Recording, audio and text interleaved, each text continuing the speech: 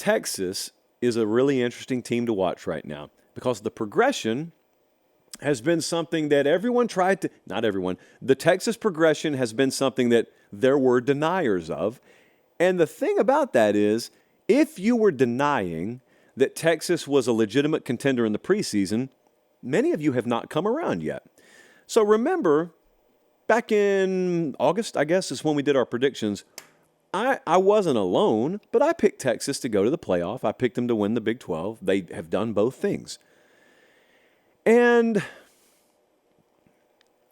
I'm listening to a lot of our old shows, and I noticed a familiar theme that had emerged, and it's not totally gone away, but it's on life support.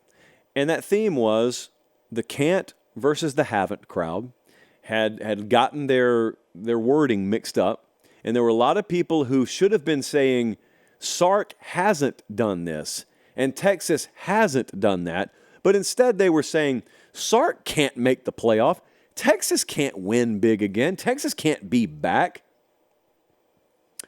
Well, none of those things were ever true. It's just Sark hadn't had a successful run as a head coach. Sark hadn't gotten Texas to the playoff yet.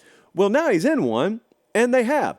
So what are we going to say? Can't happen now. They can't win a championship.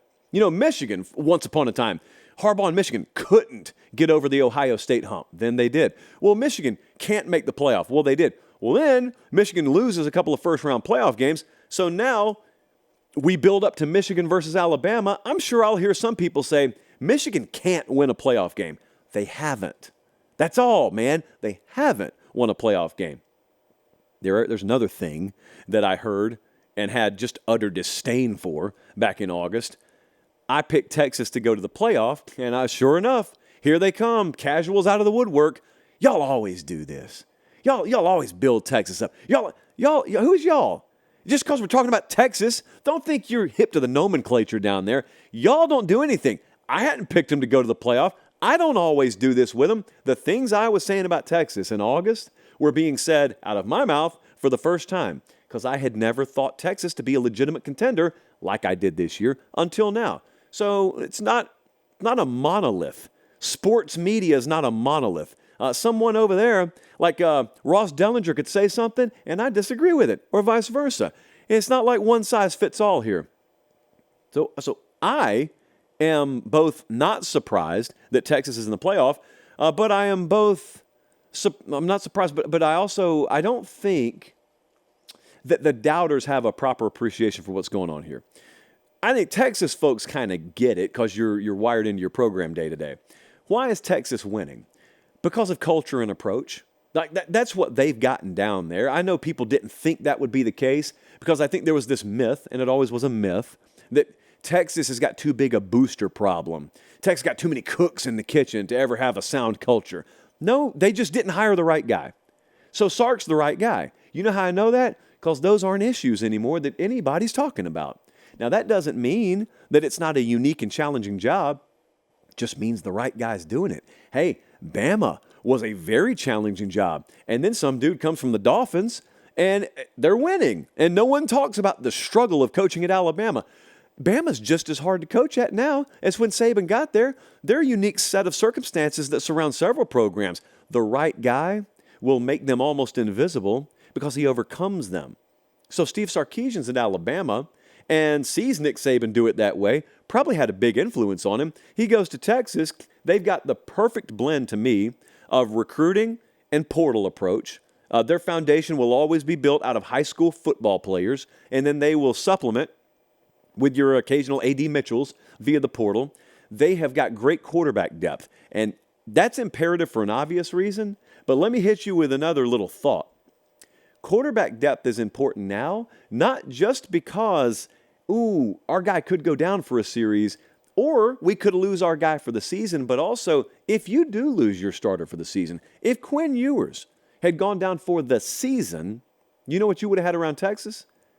You would have had Texas not dropping in the rankings at all because there's a ton of hype around Malik Murphy, and there's a ton of hype around Arch Manning.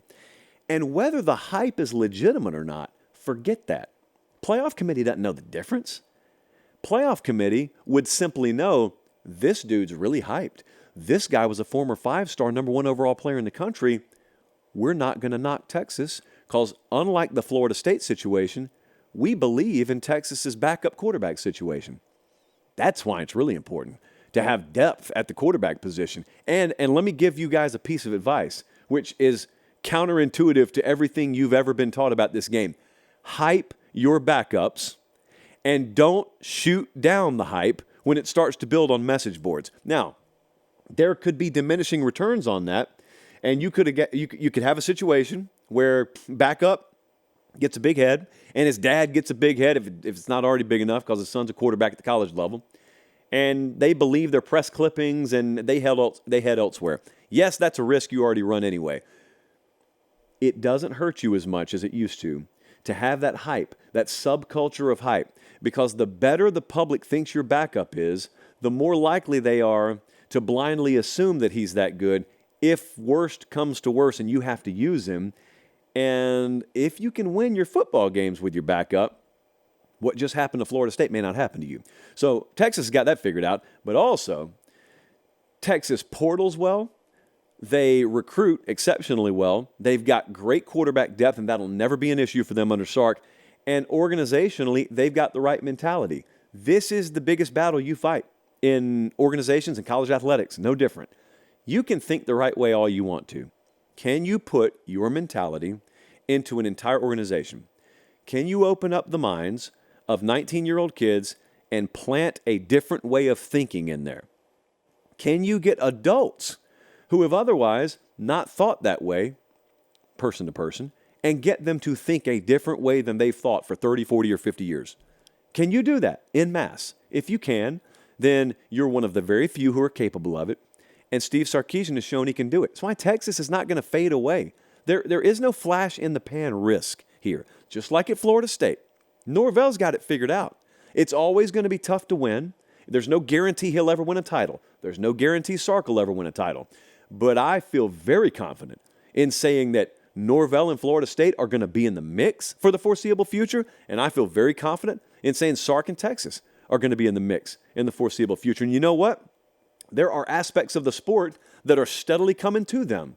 Like the portal's only going to help teams in Texas and Florida. NIL's only going to help teams in Texas and Florida. And you add on to the fact that you got a stud as a football coach in Mike Norvell or Steve Sarkisian. I have thought that there has been alignment and kind of a parallel synergy, if you will, between these two programs for a while.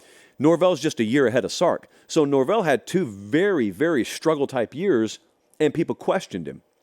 And then the third year it clicked, and now you see he's off to the races.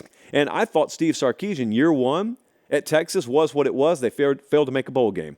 Year 2, they go from 5-7 to, I think, 7-5 or 8-4. But people still said, oh, that's not good enough, just because we didn't meet what pollsters said we should do in the preseason. But lost on that was the fact he improved. And I remember in the preseason saying, you know what I think may happen? What may happen is Sark turns into the next Norvell. Because, of course, people are done questioning Mike Norvell. Well, you're done questioning Steve Sarkisian now, too. He was just about 12 months behind Mike Norvell. And so there's a lot of parallel synergy between these two programs, and I think it's several layers deep. It's a shame on that hand that they won't meet in the playoff this year, but good for Steve Sarkisian.